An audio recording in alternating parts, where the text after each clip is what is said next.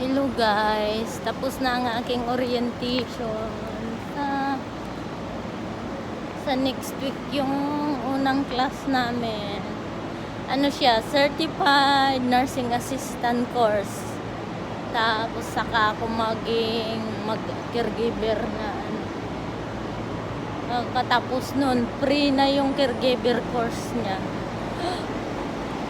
Tsaka yung graduation, after completing the 3 months course, after 1 month pa bago yung graduation nila. So, aabot ng September or October pa graduation. Saan ka mo sa travel? Malapit lang na. May itatanong lang ako dito.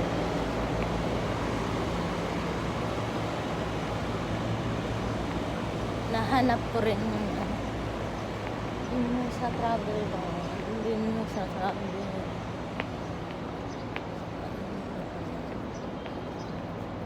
May itatanong lang ako. May school din kasi dito. Mas mura ang tatanungin ko. Bye guys. Happy weekend.